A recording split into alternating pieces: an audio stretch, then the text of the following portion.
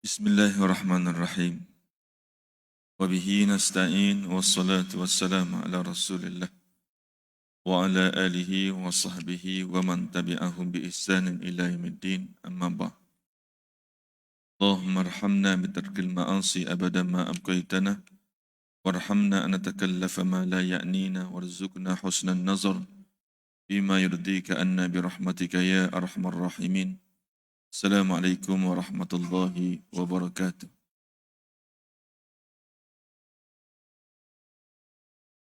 Sidang hadirin yang dikasihi yang dirahmati oleh Allah Subhanahu wa taala sekalian.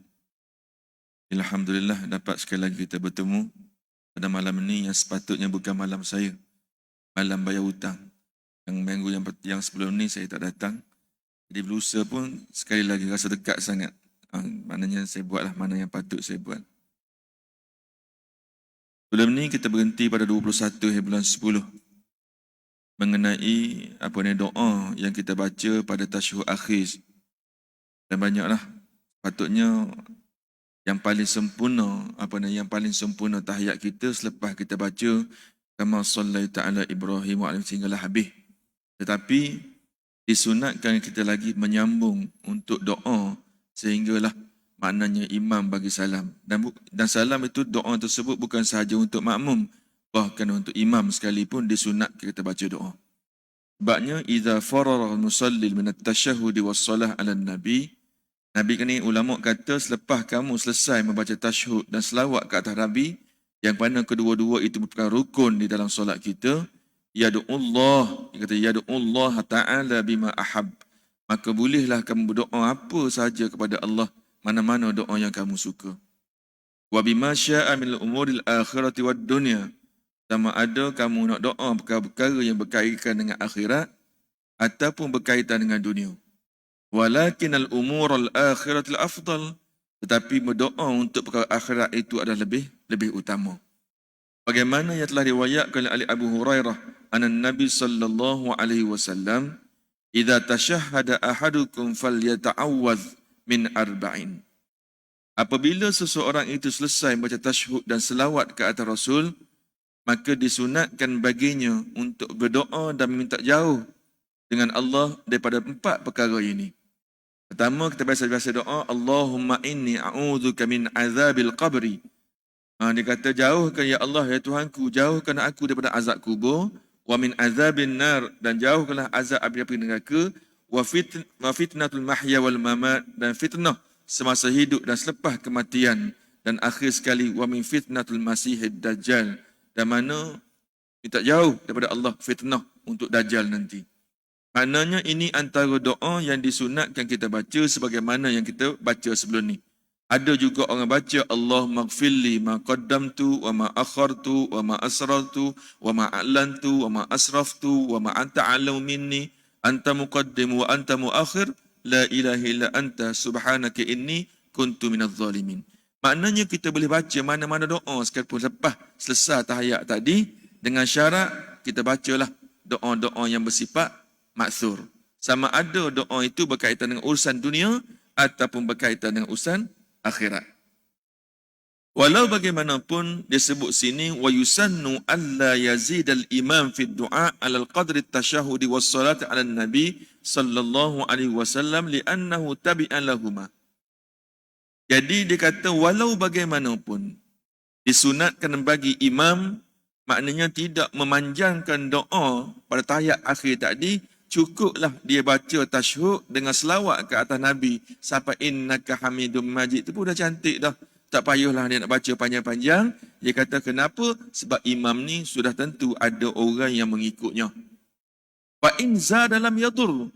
Walau bagaimanapun kalau imam tu dia panjangkan juga baca doa tersebut, maka tidaklah menyebabkan membatalkan solatnya, tidak batal pun. Lakin yukrah at-tatwil, tetapi dimakruhkan bagi kita memanjangkan doa tersebut bi ghairi ridal makmumin, tanpa persetujuan daripada jemaah. Redha. Jadi kalau takkanlah imam kata paling belakang lepas ni aku nak baca tahiyat, nak baca doa-doa ni, perlu ke tidak? Tidak. Maksudnya di sini kita baca doa yang berpadan-padan. Sebab belakang kita tu ada yang orang sakit lutut, belakang kita tu ada orang terkencing, belakang kita tu ada masing-masing slip disk dan sebagainya. Maka imam tu perlulah membacakan doa-doa itu berpadanan dengan dia sebagai ketua, sebagai imam, dan ingatlah jemaah yang ada di belakang. Itu yang maksud di situ. Nah, jadi maknanya sebagaimana kita sekarang tak ada lah imam baca begitu panjang sangat pun. Imam tak dicantik dan kita biasa dengar imam pun, dia tak baca panjang, biasa saja. Tapi kalau kita nak jadi imam, kita nak raikan semua kehendak makmum, tak sembahyang kita. Jadi maknanya kita baca sebagai perukunan biasa itu sudah memadai dan tidak terlampau panjang. Melainkan ramai jemaah tegur, Pak Imam baca panjang selama sangat. Maknanya kalau ramai sangat tegur, maka kita perlu fikir balik, ubah balik. Tapi kalau seorang dia je tegur, semua tak betul orang. Baca Qul Huwallah pendek sangat, baca Lam Yakuni panjang pula. Suruh jadi imam lah dia. Nah, jadi maknanya kita ikut yang berpadan-padanan saja. Nah, maknanya imam sendiri pun kena raikan perkara tersebut. Kita masuk ke rukun yang ke-12, iaitu As-Salam. Tadi sebelum ni kita dah bincangkan apa nama ni tasyahud, rukun yang ke-10, salawat rukun ke-11, dan malam ni kita nak masuk sedikit mengenai rukun yang ke-12, iaitulah salam. Apabila sebut salam ni semua maklum. Maknanya sebagaimana yang kita solat tadi, Assalamualaikum warahmatullahi. Tetapi ada di kalangan kita dia keliru. Manakah yang paling panjang, manakah yang paling pendek? Kadang-kadang imam tu biasa dengar Assalamualaikum warahmatullahi ta'ala wabarakatuh. Ada juga yang baca gitu. Kadang-kadang kita pergi setengah-setengah tempat yang bukan negara kita lah. Negara kita ni standard. Pergi negara luar, kadang-kadang Assalamualaikum warahmatullahi pun tak ada. Wabarakatuh jauh sekali. Jadi sekarang ni, hak mana, hak patut, hak sebetulnya. Nah, jadi sebenarnya kalau mengikut pada pandangan para ulama ini, paling-paling pendek kita bagi salam adalah Assalamualaikum, sah dah solat kita. Boleh dah. Tapi kalau kita bagi salam panjang pula, Assalamualaikum warahmatullahi wabarakatuh. Boleh dah, tak ada masalah. Tetapi yang paling cantik, kebanyakan para ulama, mazhab Syafi'i khususnya, mereka mengata sebagaimana yang kita buat pada hari ini. Assalamualaikum warahmatullahi. Sudah, cukup. Ini kita pergi satu persatu. Apakah yang dimaksud dengan rukun salam ini? Sebab kita maklum bahawa salam merupakan rukun solat. Wal muradu bihi taslimah al-ula wal muradu bihi taslimatul al-ula bi an yakuna al-musalli. Yang dimaksudkan dengan salam yang menjadi rukun dalam solat ialah salam yang pertama. Dan salam yang kedua itu hukumnya adalah sunat. Maknanya kita bagi ke kanan, Assalamualaikum warahmatullahi, tiba-tiba leher sakit ke, ataupun terasa malas nak bagi salam kedua, boleh tak? Boleh. Sebab yang dijadikan rukun tadi adalah salam yang pertama sahaja. Di dalam kitab ini ada menyebut Assalamualaikum warahmatullahi. Kita tengok mana hak paling tepat, hak mana paling sesuai. Assalamu rukun min arkanis salah. Kita maklum bahawa assalamu ruknun min arkanis salah. Dia adalah salah satu rukun yang solat. Kalau sebut rukun, kalau cacat, kalau tak buat lebih-lebih lagi, maka batal solat kita. Wa fardu min furudiha, dan dia salah satu fardu daripada fardu-fardu solat. La tasihhu illa bihi, maka tidak sah salam kita, tidak sah solat kita melainkan adanya salam. Maknanya kalau kita buat salam, tak buat salam, sebenarnya cantik tak buat salam, batal. Ataupun salam dah buat, tak ikut syarat, tak ikut peraturan, batal. Wala yakumu ghairu maqamahu. Makna salam ni wajib kena buat juga sebagai tempatnya dan tidak boleh diganti-gantikan dengan benda-benda lain, tak boleh. Makna salam tetap salam, tidak boleh diganti dengan tasbih, tak boleh ganti dengan baca Al-Quran, tak boleh. Salam tetap kena salam juga. Walaupun kita baca Al-Quran lebih cantik, lebih besar fadilatnya. Tetapi contoh kata-kata saya tak nak bagi Assalamualaikum, tapi saya kata apa? Baca Alif Lam Mim, baca Yasin, sampai wa ilahi turja'un. Bagi salam. Tapi Assalamualaikum tak kata. Boleh tak? Tak boleh. Sebab dia nak salam juga. Assalamualaikum tadi. Wa thabata dhalika fi sunnah bima rawahu Ali karramallahu wajhah. Sebab kita sebut, apa bersebut ia adalah rukun, tak buat batal solat, sudah tentu ulama ada dalil dan hujah yang cukup kuat.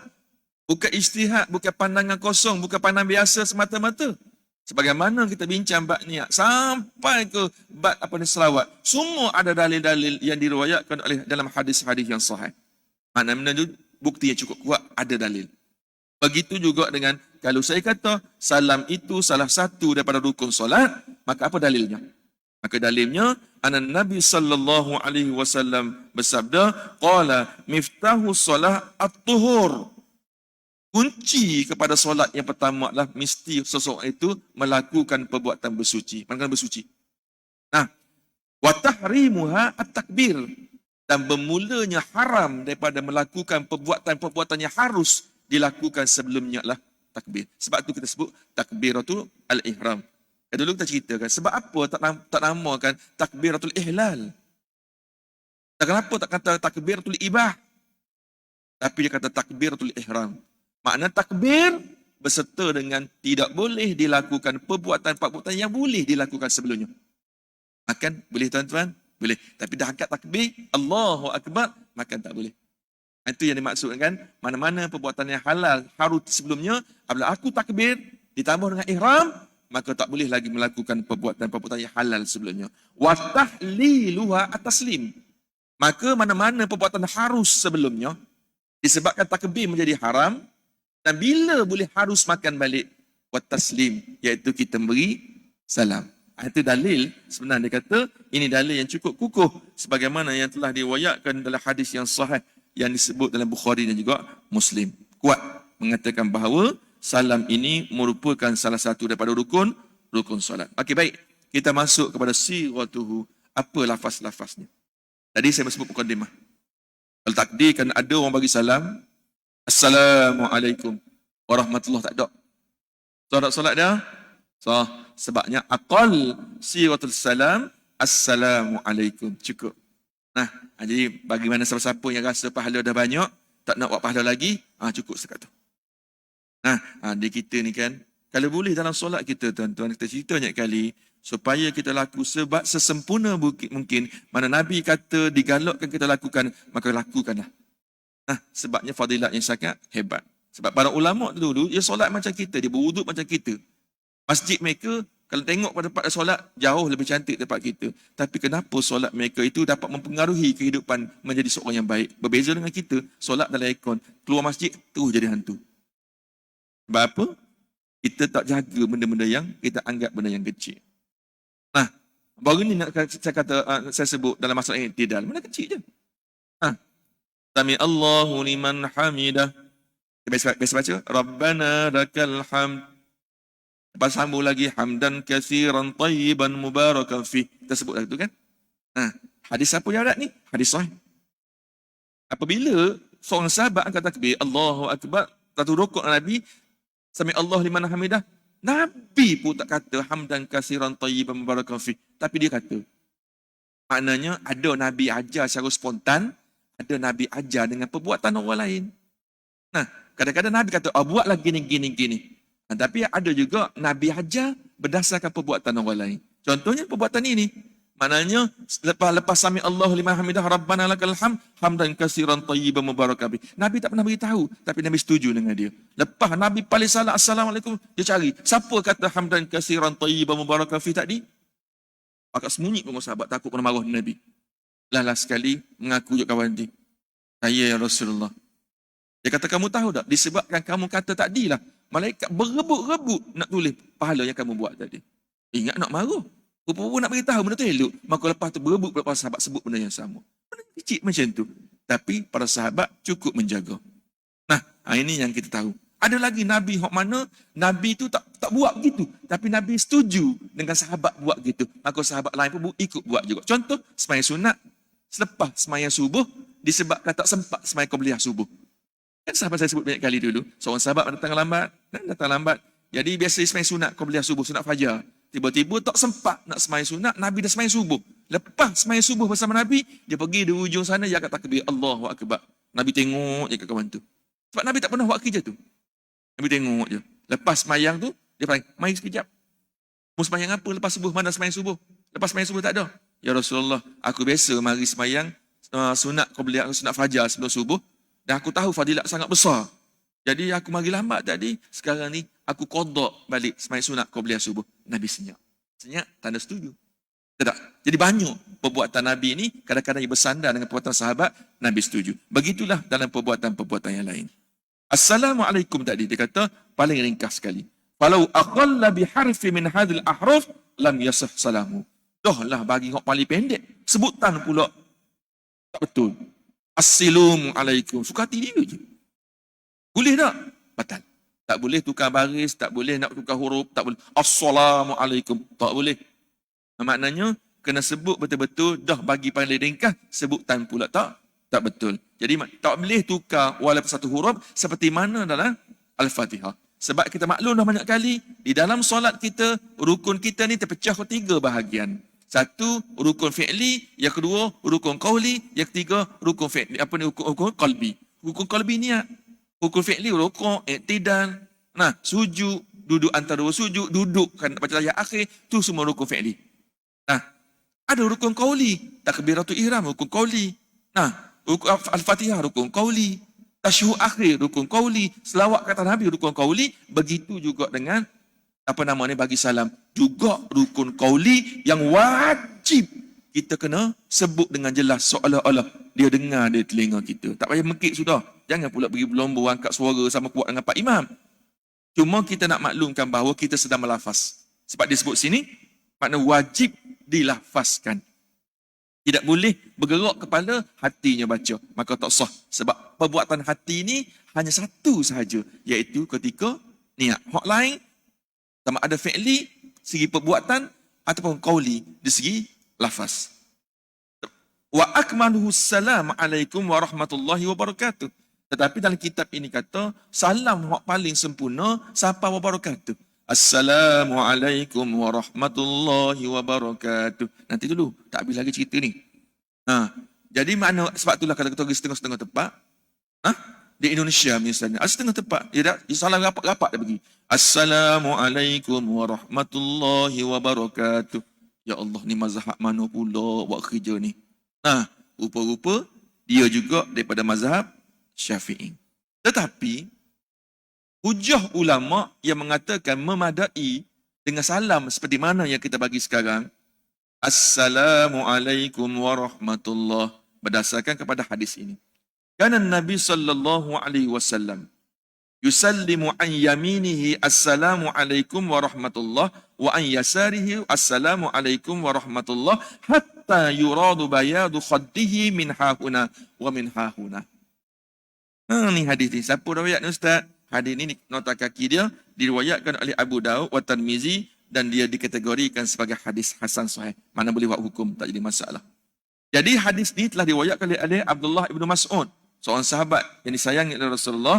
Dia kata, kanan Nabi, aku lihat sendiri, Nabi ni ketika dia bagi salam ke kanan, dia bagi ke kanan, maka dia kata, Assalamualaikum warahmatullahi. Ustaz. Begitu juga apabila dia bagi salam ke kiri, Assalamualaikum warahmatullahi. Hatta. Nanti saya nak sebut ni. Hatta. Yura bayadu khaddihi min hahuna wa min hahuna. Sehingga kita nampak pipi putih Rasulullah. Maknanya, kalau kita nak tahu salam kita yang betul, salam kita yang sepatutnya betul, kita nak tahu macam mana caranya, maka kita cuba paling. Paling kalau kita nampak, orang di sebelah sana nampak dengan sempurna, pipi kita begini, maka itulah salam yang sempurna. Sebab Nabi, sahabat kata belakang, Nabi yang bagi salam tu, sehingga kami nampak pipi Rasulullah yang putih tu, melepok tu, nampak di belakang. Kita hari ni tak bagi salam jeling. Assalamualaikum, Assalamualaikum. Itu bukan berpaling tu. Bukan yang bagi salam tu. Jadi maknanya, kena betulkan balik. Nabi Siti Ahdin kata, hatta yuradu bayadu khaddik. Sehingga nampak pipi melepok putih Rasulullah ni dengan sempurna daripada orang di belakang. Ini kita kena betul. Lepas ni, bagi salam yang sebaiknya, Assalamualaikum warahmatullahi. Kalau kita rasa sakit leher sangat, biarlah seolah-olah, biar kita pastikan bahawa kita sedang berpaling. Bukannya kita hanya menoleh begitu. Jadi maknanya sempurnanya begitu. Okey, soalannya tanya, Ustaz, bila sepatutnya kita berpaling? Sebab banyak sangat. Kata setengah kadang-kadang kita nampak orang ni, dia paling dulu. Assalamualaikum. Ada setengah-setengah orang, dia bagi salam dulu. Assalamualaikum warahmatullahi. Baru dia paling. Kita pun ragu-ragu. Hak buat gitu pun bukan orang lain juga. Geng-geng ustaz belakang dia buat gitu tu. Kita hak belakang tu, hak tak reti kita kata, kita nak belajar dengan orang depan. Hak mana hak betul? Sebenarnya betul belaka. Kalau paling dulu pun betul. Kalau kita Assalamualaikum sempurna, baru paling pun betul. Tapi hak tu setengah ulama kata perbuatan tersebut adalah makruh. Yang paling baik adalah separuh di sini, separuh di sana. Maksudnya apa? Assalamualaikum warahmatullahi. Begitu juga kita betulkan balik kepala kita. Assalamualaikum warahmatullahi. Maknanya separuh Assalamualaikum warahmatullahi untuk sini. Sama juga betulkan kebalik. Assalamualaikum straight warahmatullahi berpaling ke sini. Maknanya itu yang terbaik. Kalau kita baris saling sambil bergerak. Assalamualaikum warahmatullahi. Kita macam kipas angin bergerak je gitu. Boleh tak? Sah, tak jadi masalah. Cuma nak saya sebut tadi, dalam banyak pandangan para ulama, salam yang terbaik, dua perkataan tersebut menghadap kiblat dan dua perkataan terakhirnya, barulah kita berpaling ke arah kanan ataupun kiri. Berdasar kepada banyak pandangan para ulama dalam hal ini. Wallahu alam bissawab. Dan ini saya tak sebutlah sebabnya ada bab-bab nahu ni nanti tuan-tuan kata ni apa cerita pula, payah nak faham pula dah. Okey, saya full stop setakat tu. Ada soalan? Silakan.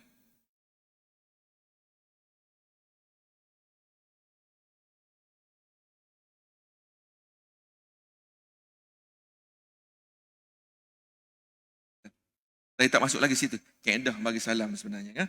Okey, tak apa. Sebab dia tanya dah. Ni satu soalan yang sangat baik dan inilah yang paling banyak batalnya solat. Banyak. Kalau di dalam sujud, kaki terangkat. Itu tempat yang paling batal. Kaki lipat. Itulah lipat keluar. Itu paling banyak batal. Begitu juga dalam takbir. Kosak taruh ta'yin tak jaga. Begitulah juga di dalam bab salam. Bab salam antara tempat yang mudah nak batal solat kita. Paling mudah ketika niat takbiratul ihram. Paling mudah ketika baca Fatihah. Paling mudah ketika kita sujud. Itu tempat-tempat yang mana mendedahkan solat kita tu, kita rasa betul rupa-rupanya batal. Dan yang berikutnya, tempat yang mudah untuk batal solat kita adalah ketika bagi salam. Sebab apa? Sebabnya, kalau kita contoh kita kata, kan contoh kita tengok, anak kita tengah solat. Nah? Saya bukan nak tunjuk, nanti dia berjanji dengan saya, tak nak guna kamera. Saya berdiri sini je, sekejap. Nah? Sekejap, nah? Okey. Contoh saya kata, kita duduk solat gini. Ni anggaplah tangan saya ni duduk semayang gini lah.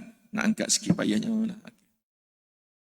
Dah tanya tak ada kamera nak guna ke tak? Tak nak. Sikit. Contohnya kita katakan, saya sedang berdiri tegak. Berdiri tegak, duduk tengah semayang. Dah. Kita bertinggal anak kita duduk merangkak kanan kiri. Kita paling tengok anak kita duduk mana. Paling tengok anak kita. Takut-takut terkejung tangga dan sebagainya. Batal solat kita ke tak? Tak. Sebab apa? Badan kita stay menghadap ke arah kiblat. Itu maksud saya. Nah, tak salah kawan ibu. Kawan ibu kadang-kadang pasal kawan bapak ni dia jarang buat gitu. Sebab dia tak pernah jaga anak. Ibu yang jaga anak. Jadi maknanya sebab itulah ibu ni dia sensitif. Tengok kanan, tengok kiri. Batal solat dia Ustaz? Tak. Tapi jangan berpaling sampai begini. Paling begini. Begitulah yang saya maksudkan dalam bab bagi salam tadi. Tempat yang bagi salam bukan kita kata kita nak cari salah orang, tidak. Kalau tak percaya, cuba pergi masjid lain. Masjid ni dia tahu dah. Masjid lain. Nah. Sebab apa saya kata salah? Apabila bagi salam tu, Assalamualaikum warahmatullahi. Dia paling kepada badan dia. Telah memaling ke arah kiblat, maka batal solatnya. Batal solatnya. Okey, baik Ustaz. Saya nak paling tapi leher saya sakit semalam. Seliu. Kenapa kena kerati kat isteri saya? Silap masa mimpi tadi, minta nak kahwin seorang lagi. Lebak nak bagi terlehir. Tak boleh paling. Jadi saya nak paling macam mana Ustaz? Sebab leher saya tak boleh paling ni. Adakah saya kena berpaling? Assalamualaikum warahmatullahi. Bagi tengok. Tak perlu. Sebabnya badan stay kat hari ni, kalau kata kepala kita hanya boleh bergerak sedikit saja, itu menandakan salam kita sudah memadai. Cukup. Nah, jadi maknanya, buat hak salam dengan kadar yang kita mampu. Tapi jangan diganggu rukun-rukun yang lain. Jangan diganggu. Jadi itu yang paling banyak salah ni. Terima kasih kepada orang yang bertanya. Ni benda-benda, walaupun saya kata, solat ni kita orang belajar kat sekolah lagi. Sampai sekarang, tak habis-habis solat. Tapi itulah yang paling banyak kita laku silap. Okay, cantik. Okay, soalan lain? Jangan.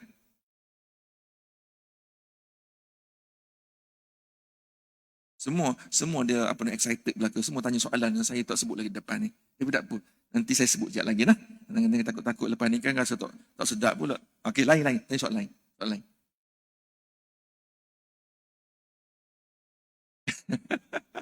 Memang Haji. Kalau bab solat ni kita tengok macam-macam ragam orang. Setengah-setengah dia tunduk dulu. Allahumma salli ala Muhammad wa ala ali Muhammad. Nak bagi salam ni. Assalamualaikum. Tak tahulah dia mengaji fatwa sekolah mana, saya tak pasti. Yang pentingnya tak ada nas mengatakan bahawa kita kena tunduk dulu. Dia suruh paling, tak suruh tunduk. Betul lah, kenapa betul? Perbuatan tidak ada dalam nas dan tidak ulama tak sebut bertunduk dulu. Bagi salam.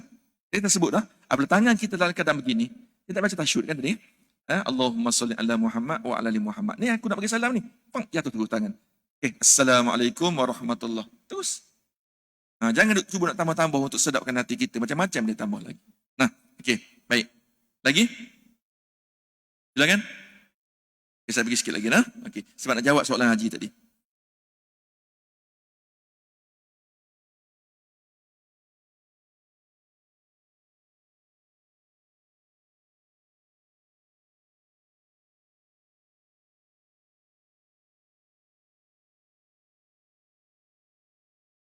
Okey, baik. Di sini dia kata, ni nak saya sebut tadi. Ya btadi'ul musalli assalam wa huwa mustaqbal qiblah wa yatimmu iltifan ila al-yamin bi haitsu yakun tamaman salam akhir iltifat. Maknanya dia kata salam yang terbaiknya adalah kita paling assalamualaikum tu bi haitsu tamaman salam. Maknanya bukannya kita bagi salam tengah-tengah. Assalamualaikum warahmatullahi pun baru paling. Itu tak cantik. Begitu juga kita paling dulu.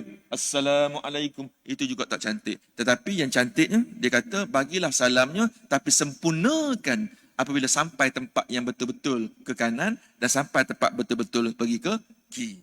Ustaz, macam mana ceritanya kalau orang tu dia bagi salam kok kiri dulu Ustaz? Assalamualaikum. Dia bagi kiri dulu. Maka tak batal solatnya, tetapi istilah kena paling, kena betul balik. Bagi kanan balik dan baru kiri balik. Mana kiri tadi dianggap sebagai tidak wujud. Tak boleh dia bagi kiri, assalamualaikum, sudah batal solat. Maksud saya tak boleh tu maksud apa? Maksudnya dia silap katakan, sepatut kanan dulu. Assalamualaikum bagi kiri dulu. Kenapa aku paling kau ni? Tu assalamualaikum, paling kanan balik dan pusing ke kiri balik. Yang kiri tadi dianggap sebagai lagha, makna tidak diterima, makna dianggap sebagai tidak melakukannya. Baik, kita pergi lagi.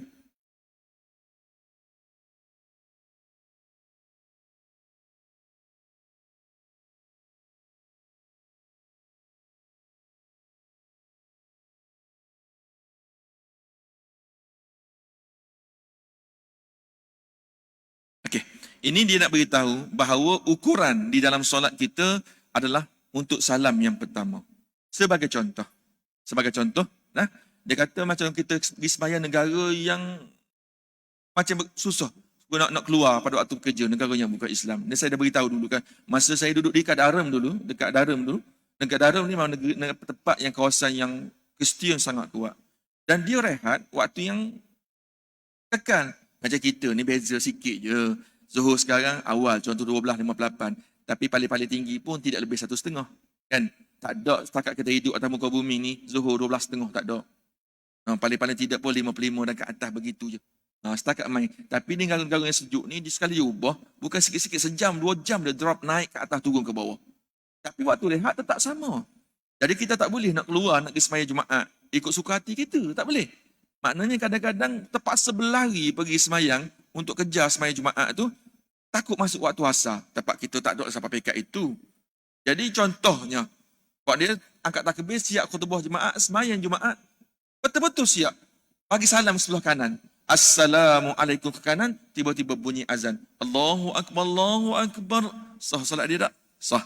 Maka tak ada masalah. Sama juga, kalau kita sempat bagi salam ke kanan, tiba-tiba nak bagi salam ke kiri, terbatal solat kita, terkentut dan sebagainya. Sah solat kita tak? Sah. Sebabnya kita telah selesai untuk bagi salam di sebelah kanan. Ataupun duduk terus sembahyang.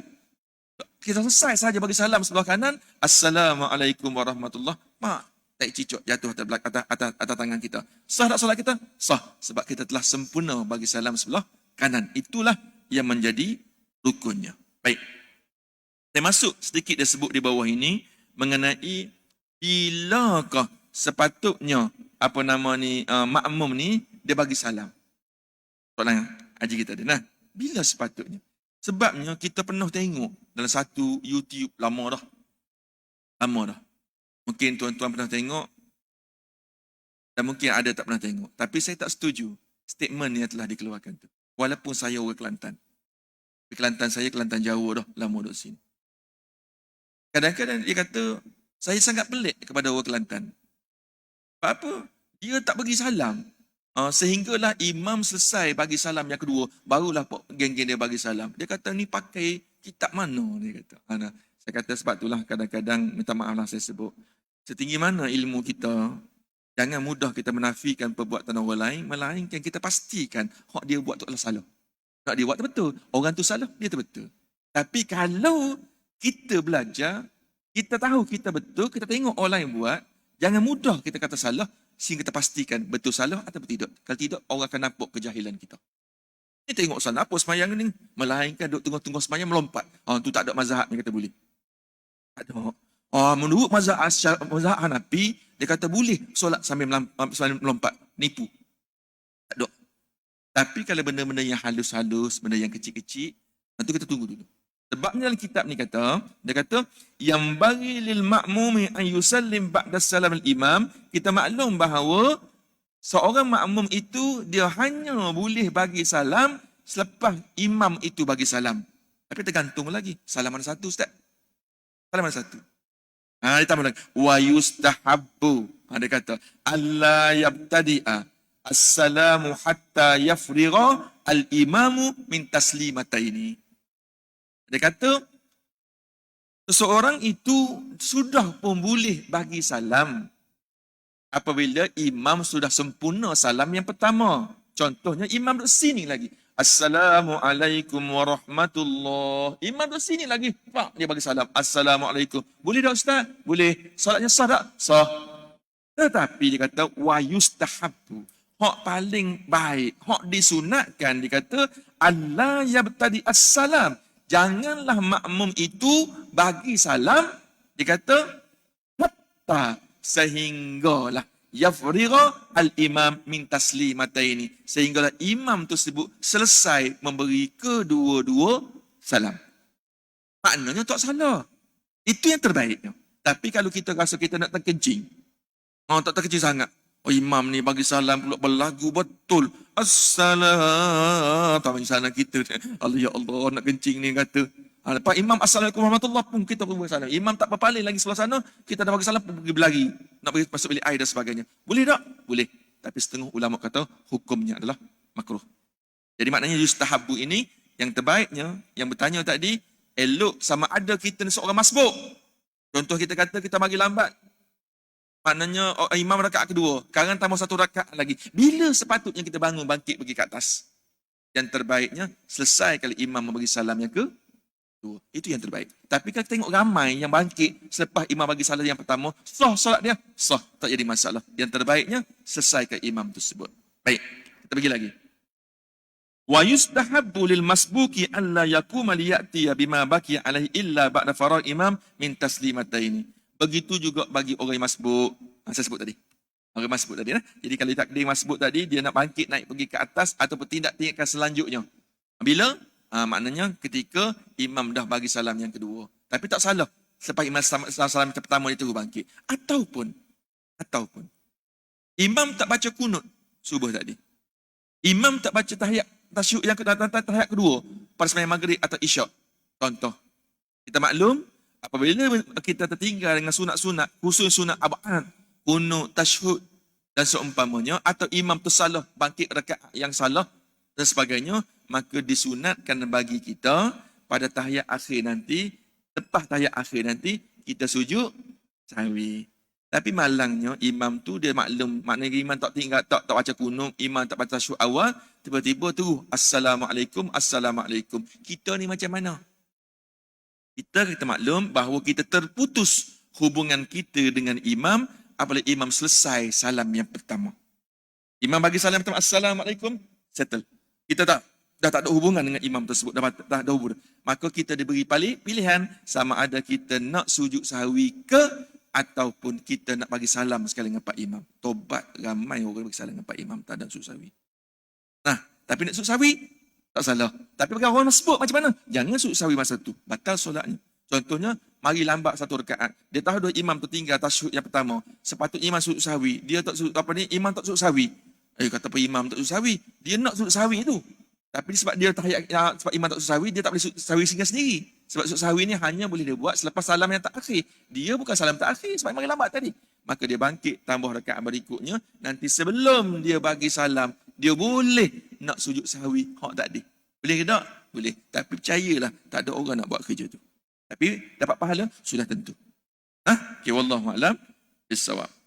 Walau sallama al-ma'mum qabla syuru' al-imam fi salam batalat salatahu illa an yanwi mufaraqatah. Kalaulah dia bagi salam terlebih dahulu sebelum imam bagi salam lagi. Assalamualaikum. Imam baru sebut baru dia assalam dah. Batal solatnya. Cuma isunya sekarang ni bagaimana hukumnya kalaulah seseorang itu dia bagi salam serentak dengan Pak Imam. Ini isu. Di dalam kitab-kitab, juga di kalangan mazhab Syafi'i.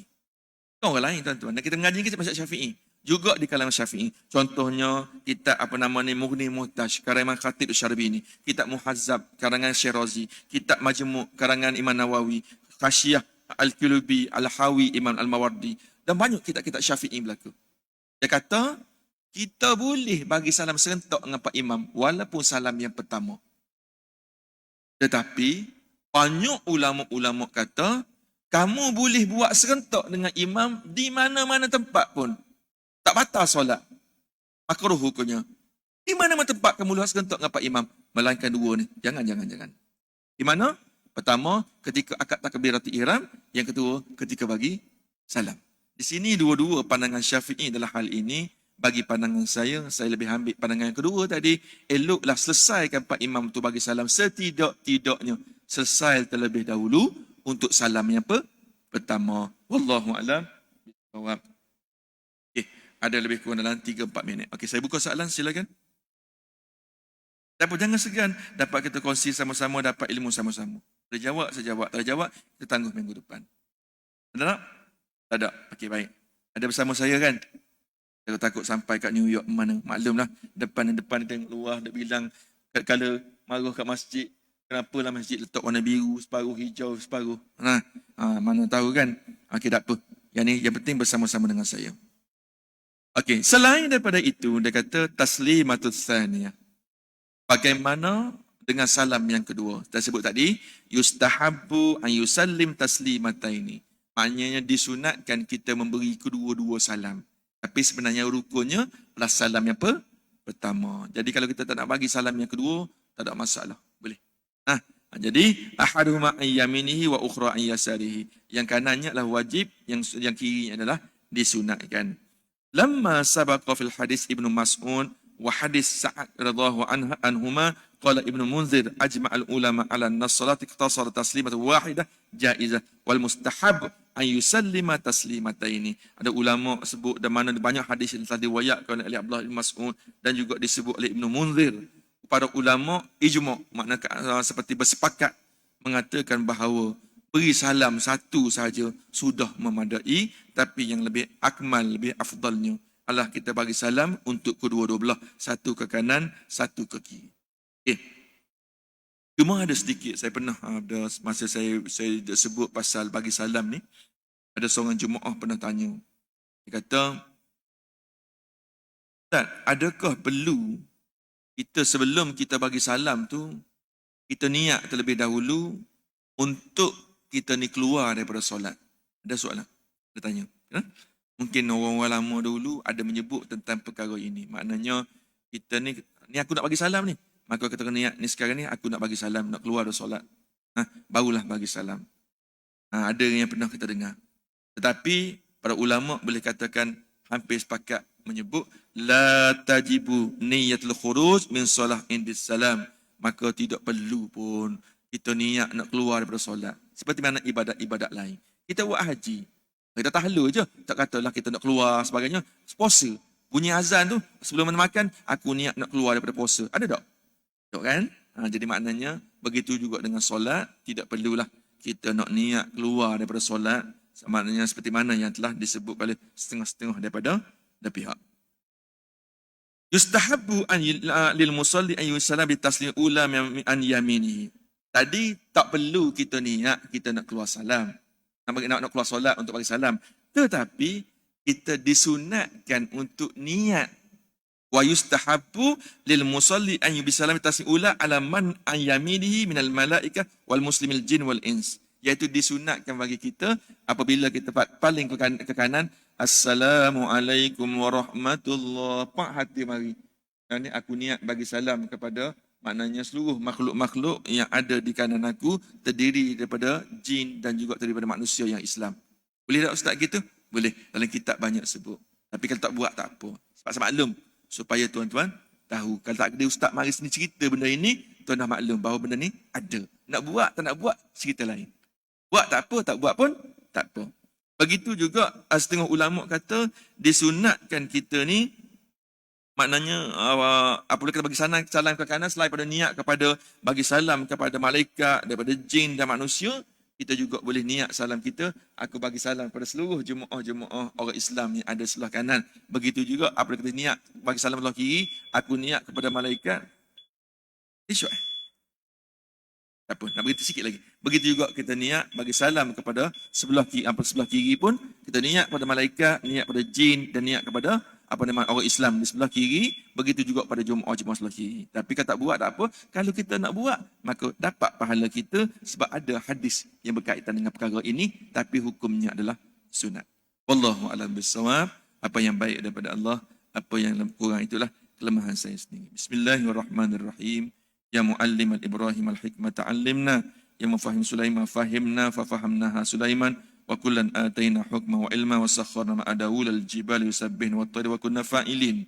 Ya Rabb Sulaiman, ya Rabb Ibrahim, Musa wa Isa, ya Rabb Muhammad sallallahu alaihi wasallam, akhrijna min zulumatil jahli wa nisyan bi rahmatir rahimin. Allahumma zidna ilman warzuqna fahma bi rahmatir rahimin. Allahumma nawwirna bi nuri ilmik wa ab'ina nisyan bi rahmatir rahimin.